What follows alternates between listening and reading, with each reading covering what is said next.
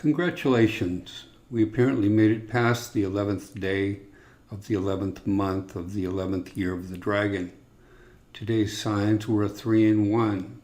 If you assume every line of the constellations was important at one time or another, then Sun reaching the triangle of Libra, the scales of judgment, illustrates our coming fatal equinox.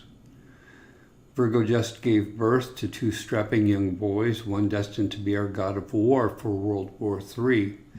This is the last time Isaiah 7:14 and Revelation 12:1 will come to mind before the big day, a maiden giving birth.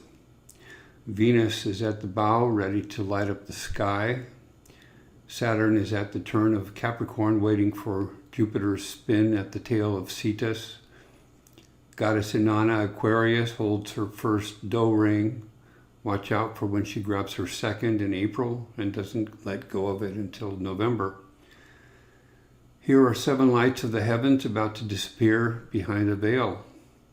Macrobius says that when Janus ruled the heavens, this being the twin heads of Jupiter and Saturn, with Dionysus and Rhea approaching, that Saturn suddenly disappeared just as he had been devouring his children. Now the dance begins. There will be no mistaking it. It will be difficult to understand the skies over the next 3 years. You can call it a distortion of time, but the seasons will be dysfunctional. If you look at an animation of a 3-body problem, we're about to go through what you might characterize as the quickening. 3 stars of creation are about to zoom past each other, and some of the planets may be perturbed by their electromagnetic and gravitic wakes. Watch for a blue star making Thoth's infinity figure 8 and red star threading the loop on Iran. The thing to watch for will be the heavens lighting up, then darkening, and then the arrival of fireworks. Because chaos will ensue, Earth will go through a horrific time, and the evil machinations of the empire in charge will seem banal, provided they don't already. I can't tell you how amazed I am that the internet is still up, that you can still read a constitution, that they haven't stolen your guns. The beam of Orion and Sirius are about to blaze. I can't blame Jesus for not having given you the date. If you'd known you could screw around and not get with the program for 2,000 years, do you suppose there would have been even 3 saints? When Jupiter's thigh reveals his sun flying this way, know the end is near, and that it was all part of a great brutal plan for you to one day transcend the darkness.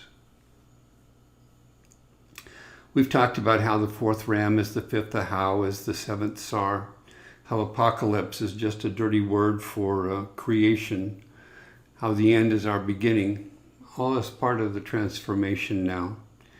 Last night I watched a video by Jordan Peterson talking about how we mustn't engage in apocalyptic thinking inappropriately, hosting some old geezer calling Greta Thunberg a religious nutter because she doesn't believe a single word uttered by a politician. My God, call me guilty as well. Well, you know, if today was supposed to signal the fall, I'm not sure when might be a better time for breaking out the old myths and prophecies. Some light reading between your COVID boosters. The Bible says Moses met God, and the celestial who was here during that century of natural disaster and war was El Shaddai, calling himself the word of timing, Yehovah. I find it interesting that Moses met God for the final time on Mount Nebo. It's a connection back to the Sumerians of Abraham at Haran. Nebo or Nabu was a son of Marduk, along with Ningisida the dragon. Nebo was the god of scribes, the god of wisdom, the god of names. He was the one who called for a new shepherd or king. I honestly never expected to be looking at this prophecy following the arrival of the Phoenix 11 years ago.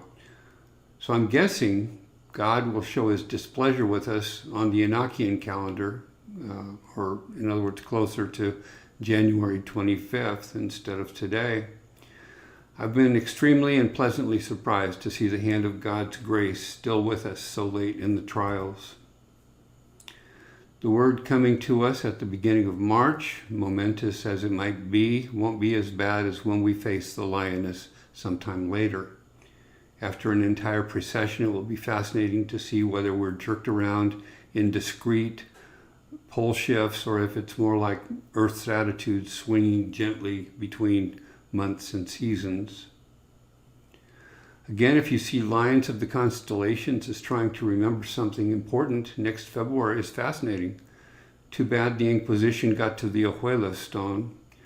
I'm sure what we would see is a lion's paw of the beast, one whose sign arrived 7 years ago. The god Liber, Bacchus, Dionysus, Marduk, Nebo will arrive center stage along the horizon about the same time as Blue Star arrives on a polar orbit. And I have an Inuit stone showing a baby grabbing onto the ascending neck of a loon, which I think was seen as opposite their fish. So that, in turn, is sort of a flip side to the Taino rock at the bottom of it, showing the goddess Aquarius bearing a tiny bat god with a giant dragon at her neck. And suffice it to know that the ancients saw the world going upside down in your very near future. The other day, USAA called me up to sign me up for a FEMA flood insurance. It only takes 30 days to process, they said. All I wanted to show you here is that apocalypse one day shows up in a terrible hurry, like in the middle of a wave, and that's it. That's the new pole. The myths were favorite reruns of terrestrial catastrophe. I really don't believe the players care what you call them. Someday we must talk about the stellar hero and scapegoat. I would ask you how important it might be for one religion to call the creators Adam and Eve, or someone else to call them Enki and Enlil, or Ea and Inanna, or Ea and his son. Some called them the Agathodemon and the Kakodemon, the two angels up on our heads vying for control. And these could easily be the twin dragons of the Testament of Amram, or the additions to the book of Ruth, or dragon and serpent, or you could call them Yahweh and his Asherah. See the book of Hosea. Look at the festivities on the Parabiago plate. There above the four lions of the sun, you have the goddess, probably as Aquarius or Virgo, and Orion, her shepherd king. And check out Mithras rising next to his dying serpent. And Jupiter is apparently taking over as the new sun king Shamash. So congratulations on making it this far. There is a little time left for moving to higher ground if you're inclined. Otherwise, buy a bit of food before it goes the way of COVID. Day one, back when the pandemic started, I remember going to a drugstore and they had a tiny box of oatmeal for $45 and a regular bottle of water for $10. So yeah, scalping's on the way. Shema bless you and keep you. Take care.